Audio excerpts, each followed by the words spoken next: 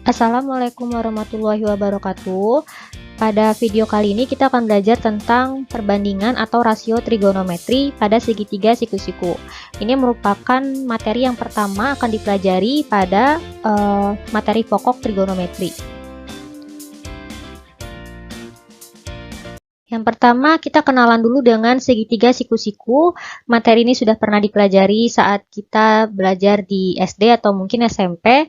Segitiga siku-siku adalah segitiga yang salah satu sudutnya berbentuk siku-siku atau berukuran 90 derajat. Nah, kalau kita punya segitiga siku-siku seperti pada gambar, misalnya kita namakan ada sisi A, ada sisi yang B, dan sisi yang C. Sisi C ini merupakan sisi yang paling panjang di antara sisi lainnya, dan juga sisinya biasanya miring. Nah, makanya sisi C ini kita namakan sebagai hipotenusa. Jadi hipotenusa itu adalah sisi yang paling panjang pada segitiga tersebut dan sisi yang biasanya miring. Tapi tidak selalu ya, tergantung penempatan segitiganya.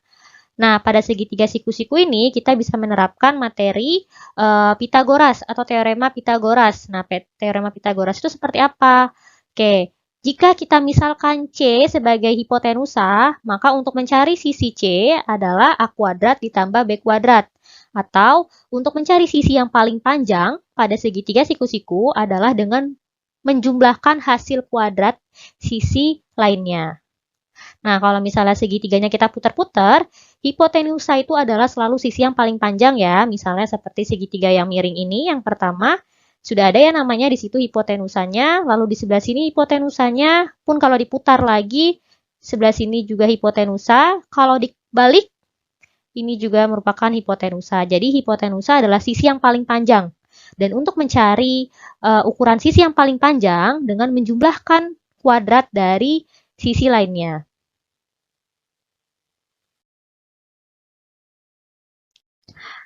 Nah, untuk perbandingan atau rasio trigonometri pada segitiga siku-siku. Kalau tadi kita namakan sisi-sisi pada trigononya dengan A, B, dan C. Sekarang saya ganti nih namanya.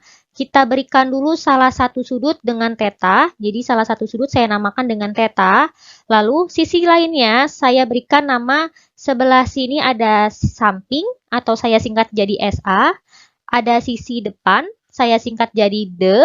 Dan sisi hipotenusa atau sisi miringnya saya beri singkatan Mi. Nah, untuk perbandingan trigonometri ini yang kita kenal ada 3. Untuk awalnya 3 dulu, nanti akan ada lagi. Yang pertama ada sinus atau sin. Nah, untuk mencari sin theta, yaitu dengan membagi sisi bagian depan dengan sisi bagian miring. Atau kita singkatnya demi. Jadi, untuk mencari nilai sin adalah demi. Selanjutnya ada cos sami atau singkatannya cos. Nah, untuk mencari cos theta, cara mencarinya adalah sisi samping atau sa dibagi dengan miring atau disingkatnya mi. Maka untuk mencari cos adalah sa mi. Yang selanjutnya ada tangen atau singkatannya tan. Nah, untuk mencari tan dari theta, cara mencarinya adalah sisi depan dibagi dengan sisi samping atau kalau disingkat desa.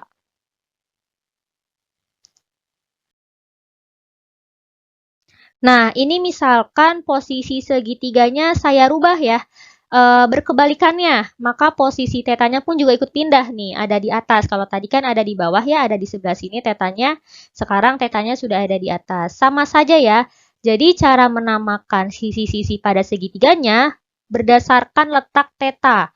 Nah, sisi yang di depan teta, nah ini maka kita namakan depan. Sisi yang ada di sampingnya theta kita namakan sisi samping. Nah, si hipotenusa selalu kita namakan sisi miring. Rumusnya pun juga sama. Sin, depan dibagi miring, cos, samping dibagi miring, dan tangen, depan dibagi samping. Jadi ingat, untuk menentukan mana depannya, mana miring, mana samping, tergantung posisi tetanya. Nah, lagi, misalnya tetanya saya pindahkan, yang tadinya ada di kiri atas, sekarang si teta berada di kanan bawah. Berubah jadi ya, posisi depan, samping, dan miringnya, maka ini teta, kalau sisi di depannya berarti sekarang posisinya di atas. Nah, sisi depannya kita namakan D, lalu yang ada di samping teta nih, kita namakan samping. Nah, di sini depan sama sampingnya berubah karena posisi tetanya berubah. Tapi si hipotenusa selalu ada di situ karena ya sisi hipotenusa hanya satu, yaitu yang miring atau yang paling panjang. Jadi biasanya dia tinggal kamu cari aja sisi yang paling panjang atau sisi yang miring, itu berarti hipotenusanya. Tinggal depan sama samping menyesuaikan posisi atau letak tetanya. Untuk rumus sin, cos, dan tan-nya sama aja ya. Depan bagi miring, samping bagi miring, depan dibagi samping. Sekarang kita coba berlatih dengan contoh soal ya. Perhatikan gambar berikut. Tentukan, nah yang pertama, kita diminta menentukan panjang sisi segitiga yang belum diketahui. Oke, ini kalau misalnya kita di sini ada sisi yang ini sudah tahu ya nilainya 8, sisi yang ini juga sudah tahu nilainya 6. Berarti yang belum ada tuh sisi yang miring atau sisi hipotenusa. Ingat, untuk mencari hipotenusa adalah tinggal jumlahkan hasil kuadrat sisi lainnya. Misalnya di sini hipotenusanya saya ibaratkan dengan C, maka C kuadrat adalah atau sama dengan jumlah kuadrat dari sisi lainnya. Oke, sisi yang lainnya kan 8 sama 6, tinggal kamu kuadratkan masing-masing, maka 8 kuadrat hasilnya 64, 6 kuadrat hasilnya 36. Lalu C kuadrat sama dengan 100. Setelah itu kita akarkan, maka nilai C sama dengan 10. Maka kita peroleh sisi yang miring atau sisi yang tadinya tidak ada nilainya adalah 10. Jadi hipotenusanya adalah 10. Setelah itu kita menentukan nilai sin alfa dan sin theta. Oke, sin itu rumusnya depan dibagi dengan miring. Sekarang kita lihat, karena di sini alfa, pertanyaannya, maka letak sin alfa adalah ini alfa, depan dibagi miring ya. Depannya alfa, oh depannya 6, maka depannya kita isi 6, dan sisi miringnya adalah 10, maka sin alfa sama dengan 6/10. Lalu untuk sin theta, kita lihat posisi theta. Rumusnya kan depan dibagi miring. Kalau theta di sini, maka siapa yang jadi depan? Oh, ternyata yang di depan adalah A8. Depannya theta adalah 8. Maka sin theta rumusnya 8 dibagi 10. 10 itu adalah nilai dari sisi miring.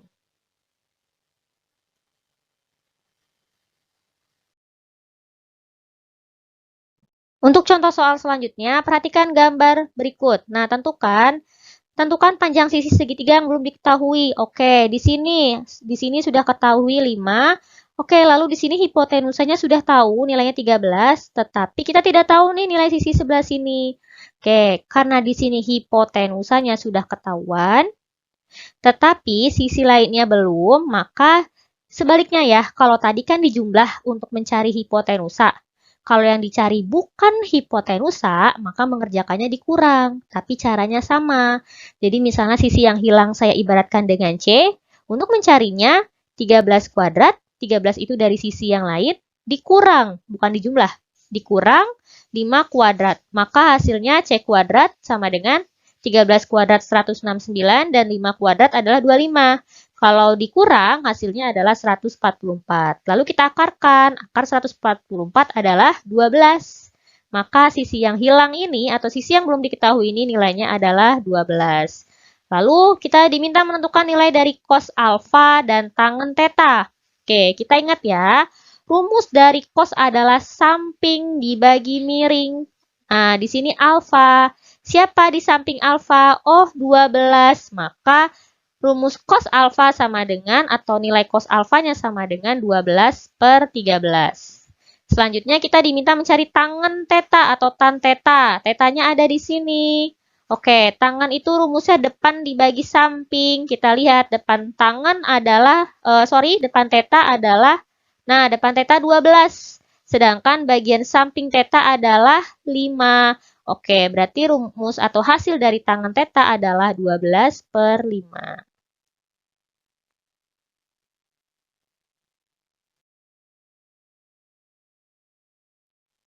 Sekarang coba kalian kerjakan latihan soal ini.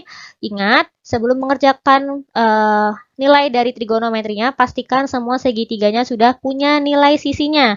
Nah, di sini kebetulan 11 ada, 7 juga ada. Nah, di sini ada sisi yang belum diketahui. Jadi, sebelum kamu menentukan nilai trigonometri, cari dulu sisi yang belum diketahui dengan rumus Pitagoras.